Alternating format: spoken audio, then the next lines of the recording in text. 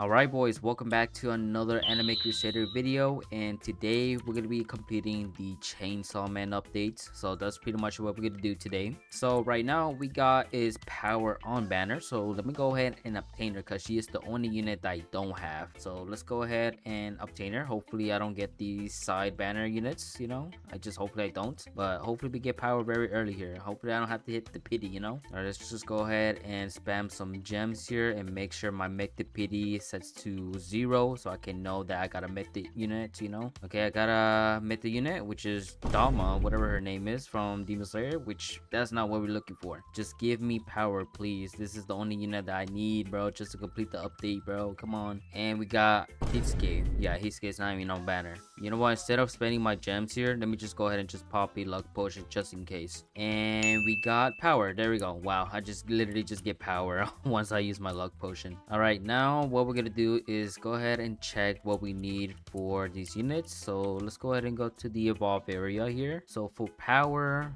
we only need is the blood forge hammer and 5,000 takedowns. Then for Aki, we need the curse nail, 5,000 takedowns. And the last unit is Seraph, and we need the falling wings and 5,000 takedowns. So pretty much to be able to get these Evo items is gonna be on the crafting station over here. If you go ahead and talk to Beerus, we got the falling wings here for Seraph. We got the blood forge hammer for power. Then we got the curse nail for Aki, and pretty much you only need is stones and a bunch of these token of chains. So if I'm gonna evolve 3 units, I'm probably gonna need like less than 250 of these token of chains, which I have, which we are good on. We don't have to do the boss rush at all, and the rest of them are just stones. Basically we only need like 3 divine stones, which we could probably craft those, I think. So let me go ahead and craft 2 of those right now because I can only do 2 right now. So let's go ahead and get 2. Boom, there we go. Then if I want to get another divine stone, I'm gonna need is 1 firestone, so I can probably do that right now. Let's go ahead and craft 1. There we go. Then now let's go ahead and go at the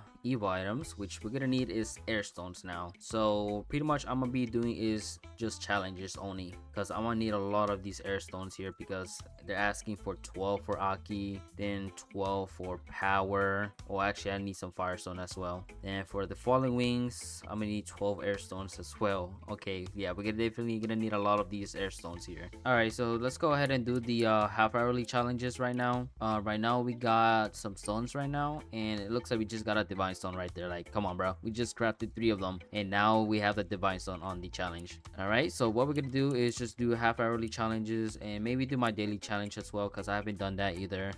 So I could probably just go ahead and just do half hourly right now.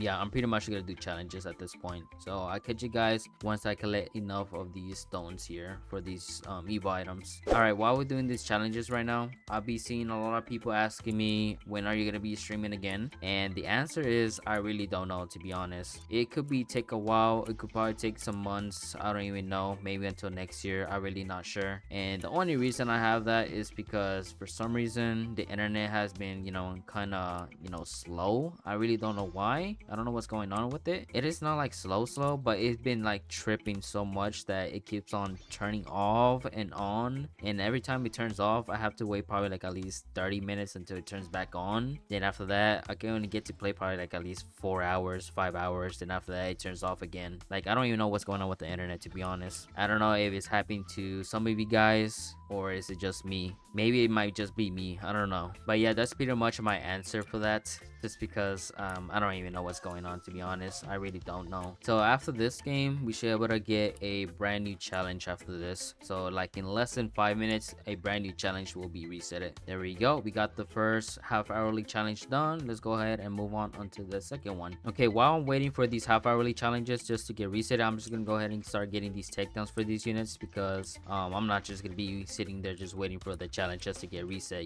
but I should be able to have at least 2,000 takedowns once the half hourly challenges gets resetted. So after that half hourly challenge I'll come back to infinite and start getting more takedowns. But anyways guys, how's you guys day going so far? My day is going great. I'm happy to start making more content for you guys. It's been a while since since I've been making, videos. So far, we've been making videos for the past 5 days right now, which is going good so far. Not gonna lie, it's been going good so far. I know you guys been seeing the content already, like from other content creators posting about the new units and stuff like that. I know you guys already seen that, how they work or how strong they are. This is just for my channel, all right? This is just for me. I'm just me playing the game and upload it on YouTube just to show you guys that I am playing the game and getting every single unit on this update. But yeah, I hope you guys are enjoying the content so far. I know it's not the best, but I'm still here. I'm still playing Roblox, I'm still here. To be honest, guys, I have no yap session to even talk about right now.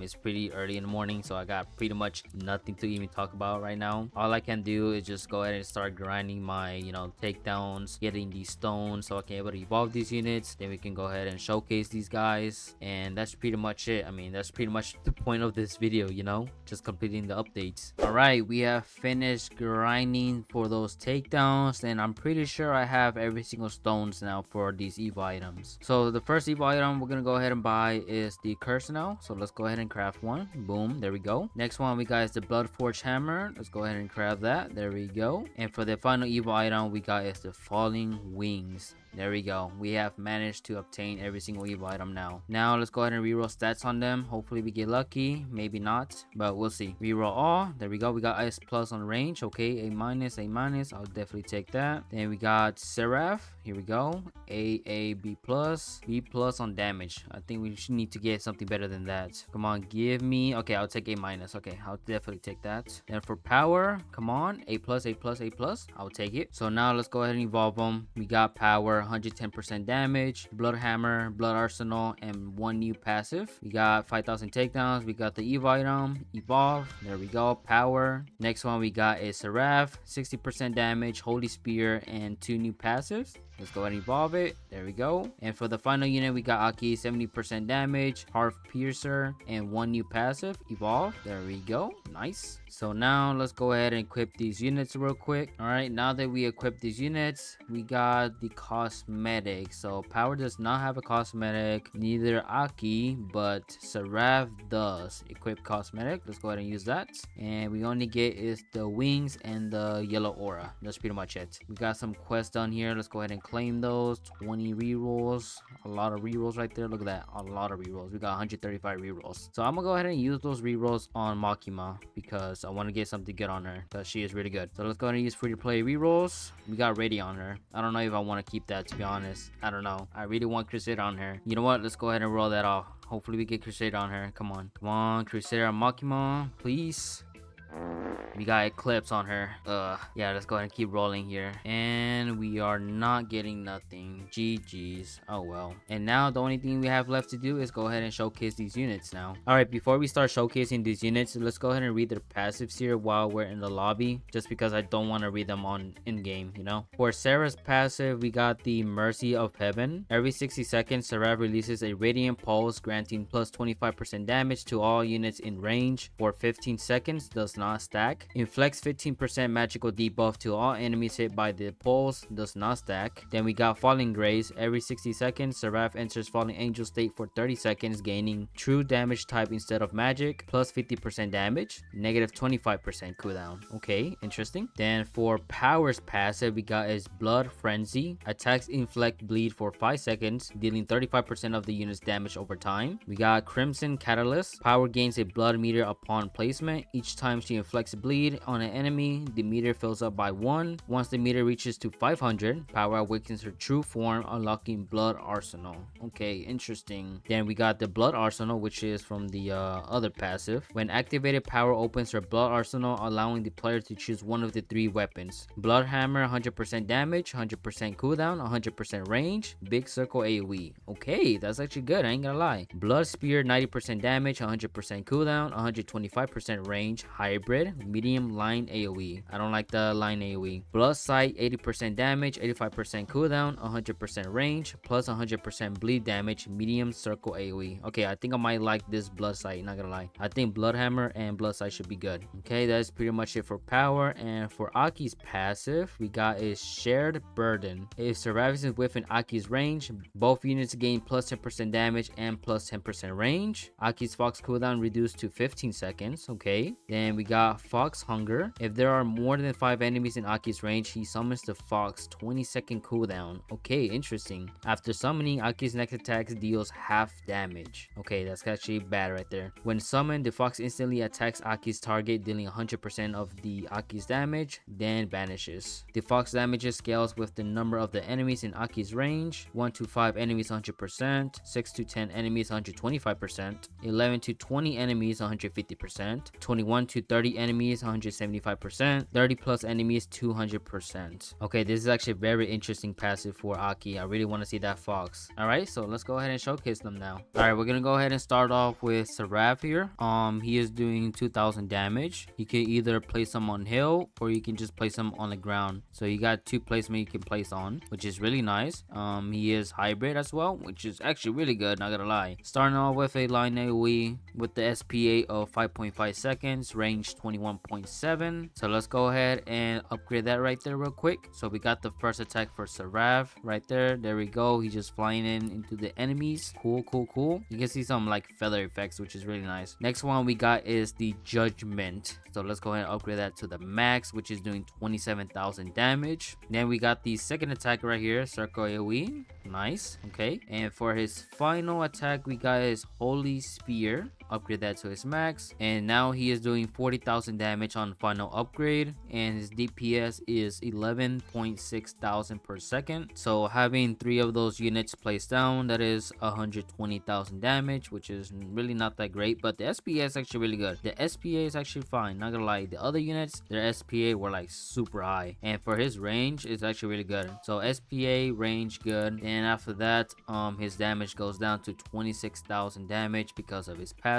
He is a magic type and light, so we brought Useless Goddess so we can go ahead and show you guys how that's gonna look like. So let's go ahead and place our Useless Goddess, upgrade her to her max. He is doing 68,000 damage with the passive and the buff of Useless Goddess. Then his damage goes back down, 45,000 damage, and that's pretty much it for Seraph right there. I could place my idol so we can able to buff him even more. So as you can see, he is doing 53,000 damage. So when it comes with the passive, he is doing 80,000 damage, and he is a 4 unit placement. He's pretty much doing 320,000 damage for all these 4 units placed down. Then for his final attack, we got him shooting light spears at the enemies, which is really cool. So yeah, that's pretty much it for Seraph. So let's go ahead and move on to power. Okay, for power, she's doing 3,000 damage while being buffed by idol, SPA of 7 seconds, range 20.6. So let me go ahead and upgrade her, and let's go ahead and see her first attack here. So let's go ahead and see that here.